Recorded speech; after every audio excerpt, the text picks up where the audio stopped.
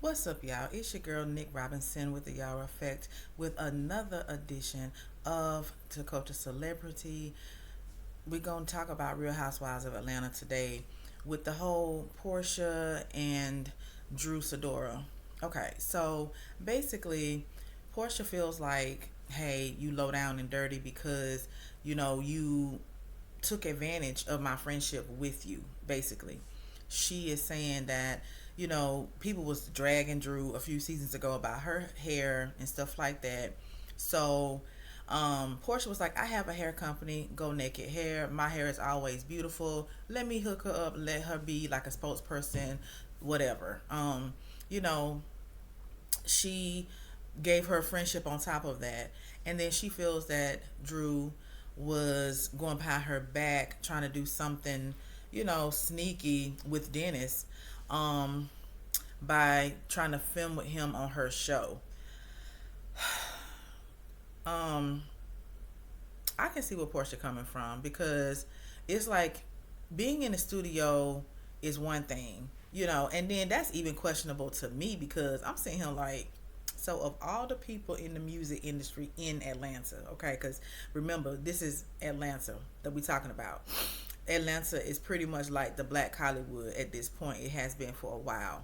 Music has definitely been, at the forefront of Atlanta culture as well for a while. So of all the people that you have your access to and that you can go to about, music or whatever, you go to Dennis. Um, okay. I don't know. I mean, like, make it make sense. We didn't even know that Dennis did music. I mean, not until Drew and Porsha in this whole season. I mean, I ain't know. Did y'all know? Because I didn't know. Okay, so like Porsha said, you doing the most when you talking to her about Dennis. Like, even the other ladies was like, hmm? You saying he's your what on earth? Your angel on earth, Dennis? Okay, so then, of course, Porsha was like, you know, talking to Dennis, and he's brushing it off like it's nothing. But then around town, people saying, "Oh, they came to a party dressed alike," and it's like, "Oh Lord!" And I'm with Cynthia Bailey. It's like if all the men in Atlanta, like, and Cynthia has three ex-husbands. She said, "Y'all better not be with any of them." Okay, I better not see none of y'all with Peter, not with Leon, and not with Mike Hill. Okay, so I'm not mad at her. I mean, this is girl code 101. We already know that this ain't what we do. You know what I'm saying? I mean, if we're friends, right? If we're friends, it's only so much I'm gonna say to an ex of yours, if anything. I mean, what do I need to be up in your ex face for? And then sounding all Google eyed about him at the same time. And I was sitting there the whole time that Porsha and them was on that couch. I'm like, I'm so glad Porsha has grown because, honey, before Drew would have even known what was going on, she would have snatched her. You know what I'm saying? And Drew think that being from Chicago means something. It's like, okay, you from Chicago. Okay, no disrespect. None at all. But, child, we done seen Porsha in action. But I'm here for her growth. I mean, I'm glad that she handled it better than she might have a few years ago. Okay. And then to see Porsha and Kenya sit down and be friends and stuff. I mean, I'm sitting here like, wow, because who can forget that epic, reunion where she and Kenya got into it so bad that Porsha did catch a charge. You know what I'm saying? She did file on her. She did turn herself in. And her photo went viral for the beatdown that she had in the mugshot smiling. So, I mean, they've come a very long way from that to actually meeting up somewhere, sitting down, talking, like friends. I mean, me personally, how do you go from where they were to where they are now? I guess it takes time for one, and it takes a lot of growth and maturity. It takes consistency in showing that, okay, we're done with that part of the relationship that we had. We moving on to, just being grown women. And like, to put it simply, like Porsha said, we old as hell now. So what are we fighting for? And I can't blame her because it's like, when you get a certain age, it's just the silliness, the pettiness, the stuff like that should fall by the wayside, okay? But I've never myself been where I have physically fought with a lady and then we become friends. I just don't know. So at any rate, kudos to them. I mean, like, friendships are tough sometimes, especially with ladies, because you just have to watch out who you have around you. You know what I mean? You have to know that you can trust these people. And I feel like, Porsha feel like she can't trust Drew because you're going behind her back doing things. It's like, why would you be filming with her ex as if it's something between y'all? I mean, like, you ain't trying to film with anybody else you're working with. I mean, I'm pretty sure that you're working in other endeavors, doing things. You're not trying to film with them. So it's kind of him, Porsha, like, okay, especially after you've shown your hand with talking about him the way you have. And see, this is what I think I don't like about this whole Drew scenario. Let me tell you what I don't like. So Drew is sitting there thinking that if she keeps her voice calm enough, then somebody gonna buy her BS about what she's saying. I'm like, girl, listen to what you are saying to this woman. It don't even make sense to anybody sitting on that couch. And I don't know about y'all, but me, I'm sitting there like, what? Okay, girl. Okay, just be honest. Because, honey, she pulling out text messages that Dennis done sent her and stuff like that. And Porsha is saying that what she got from Dennis is not the same thread that she got from Drew. So I mean, here we go. You know what I'm saying? It's looking a little weird. And I mean, girl, just you don't want that. I mean, do you?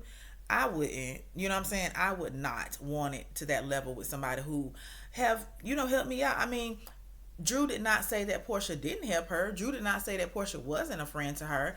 So if she's a friend to you, if she's helped you out, what are you doing? Okay, so moving on. Let's talk about Miss Kelli a little bit because she comes with layers and I'm here for it.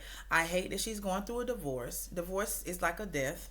Let me just say that. I mean, I've been through one, and even when the relationship is bad and even when it should end, it's still like a death. You're mourning the death of what you thought you had. You're mourning what you wanted it to be. And when you have children, you're mourning that connection as well, because no matter what, I know people be out here with multiple, baby fathers and baby mothers and stuff like that. I mean, that's not my cup of tea, but do you, okay? But what I'm saying is, if you have a child with somebody, that is a connection for life. And you're mourning that as well. And then you have to navigate, like, how is my life going to be? When I got divorced from my children's dad, I ain't have the money. I ain't know how we was going to be living. I just knew we had to go. Feel me? And I feel like that's where Kelli is right now. I feel like Kelli is in a place where, listen, the relationship had to end. I have my 4 girls. I'm going to do what I need to do for my business. I mean, she's doing it, though. She's doing it, friend. And then let me speak on this. For him to steal $500,000 from her, you know what I'm saying? Knowing that he's going to be going on about his business, doing whatever he want to do, and she going to be the one raising those girls by herself. Listen, that's some nasty work. That is some nasty work for you to do that. And I hate it when people be like, oh, well, women steal money all the time. And it's like, okay, when they say that, a lot of the times they're talking about this child support and stuff like that. Okay, I have my own thoughts and feelings about the child support thing. I don't like the fact that it is a system, and a lot of times it's not genuinely about who's the better parent. Just because you're a mom don't mean you're the better parent. Let's just be honest. That does not mean you're the better parent. I'm sure we all know some really great dads out here and some alpha mothers. I mean, so I don't like how that perception is there. I mean, they say that it is starting to wear off, where it's just assumed that the mother is the best place for the children. But we still have some old school people out there who are sitting on the bench, who are not objective enough to look at the facts before making a snap judgment and knowing what they're going to do when they see the parties come in. But what I'm saying is, you know, if you had an intention of co-parenting with Kelli, for of taking care of your children and stuff like that, you wouldn't have taken the 500K, bro. Like, that's a lot of money. That is a lot of money. And I don't know if in his mind he was like, oh well, you know, she'll make it back or whatever. I don't know if he felt like, oh well, this is what I'm owed because, you know, X, Y, and Z, whatever he did in the marriage or whatever he did for the business, whatever. I don't know. You know, I had never heard of the business until she came on. She's down in McDonough. I'm up, you know, north region of Atlanta, so I haven't been down there. I'm familiar with McDonough, and I go through there when I go home to see my parents and stuff like that. So I'll definitely drop through and check her out, you know what I'm saying? But at the end of the day, you know, for the ladies out here that's going through this, I mean, just keep your head up. Kelli is moving on to another bag. And see, that's what I'm saying. Like, these ladies get paid to be on these shows. I ain't mad at her. Like, girl, I'm not mad at you. Get your money, get your paper, because we don't know what happened with the 500K. But baby, she gonna be coming through. What I do want to touch on when it comes to her is the birthday celebration for her daughter. Beautiful, you know, celebration, you know. And she gave the little girl 17 pocketbooks for every year of her birth. She don't seem like she earned for no money, y'all. I mean, because those purses was some real, like, you know, high-end type purses. You know what I'm saying? And it was 17 of them. And then I did see other gifts as well that she had gotten. I don't know if they were from her mom. But, I mean, if you spending that type of money on those types of bags, I see that you are doing well. You know, a lot of people had something to say about her townhouse that she's in or whatever. I mean, like, you know, I mean, it's nice to me. I don't know what you guys are looking at. And we can't compare what everybody lived to Shamia's house. Shamia's house is not even a house, y'all. It is a museum slash theater slash, you know, dining hall slash, I mean, on the outside of like a condo. Like, we can't compare where everybody else lived to Shamia. Shamia is just on a different level with where she lives, and that's fine. Like, there's nothing wrong with that. Let's get out of the comparing game, because, you know, with comparison breeds resentment. Shamia got it like that. She's humble with it, you know what I'm saying? And she's a girl's girl, you know. She definitely got Porsha back, you know what I'm saying? And she's the glue that holds this friend group that we see on Real Housewives of Atlanta together. So, I mean, hey, let's not do that. And then, speaking of Shamia, I can't believe that Drew was like, oh, she's Porsha's lapdog. Like, I hate when people say stuff like that. Like, why do we have to be so vicious as ladies? Like, Drew, come on. Like, how are you mad at Shamia for asking a question that Shamia heard from the streets? Like, Shamia is the one that heard. She's like, are you asking for Porsha? Or are you asking for yourself? She was like, I'm asking for me. You know what I'm saying? Because here's my thing, and I get where Shamia's coming from, because if I were in that circle and I see that you would be sneaky behind somebody back who has obviously been a benefit to yourself, I'm trying to figure out, do I even want you around me? Because I've not been the friend to you that, you know, Porsha is saying that she's been to you, that you have not denied. You ain't say, oh, well, we wasn't like that, girl. You ain't say that. So it's like, you know, if it were me, I'd be like, okay, how far am I going to let this girl into my life? I mean, you know what I'm saying? Because at the end of the day, though they are on the show together and all of that, it does not mean that you got to let her pass a certain point in your life. You know what I mean? And so if I were Shamia, I'd be asking for myself too. It's like, girl, tell me what's up so I can know what I need to do, how I need to move. You understand what I'm saying? So for Drew to sit there and kind of get ugly with Shamia about it, it just further says to me that there was something else going on than Drew was willing to admit. I mean, she may be developing feelings for Dennis. You know, and she's gonna sit there and talk about, oh, he loves you. That ain't never stopped a woman before from getting with a man. We all know that. I mean, like a man can sit there and say, oh, I love this woman, but then he be banging out the next. So that don't mean nothing. What is that supposed to mean, Drewsidora? I don't know. I mean, the girl can sing, you know. And, you know, I mean, I just feel like you got to be transparent, bro. Like, you got to be transparent. And if you do feel like you're getting some feelings for this girl's ex slash baby daddy, because, you know, they got to raise Pilar together, you need to be honest with yourself, okay? And you might need to remove yourself from that situation. Because what the hell can Dennis really do for your music career? I mean, I want to see it. If he got legs in the game, then cool. It's just we ain't seen it. I don't know anything about it. Y'all tell me if y'all know anything about it. I don't know. We saw press tour with Shamia. She's been doing a lot of press. She was on Watch What Happens Live, and she was talking about Angela Oakley. I don't know why they be giving Shamia a hard time. I think because for so long she's been seen as Porsha's sidekick. That's how we first met her on the show. She was Porsha's friend, and then she became Candy's friend as well as she, you know, journeyed through her Real Housewives of Atlanta tenure. So I think that they feel comfortable talking about her in such a way that I feel it's demeaning to me. I don't like it. You know, I'm eager to see how this goes for the rest of the season. I'm not sure how I feel about Britt yet.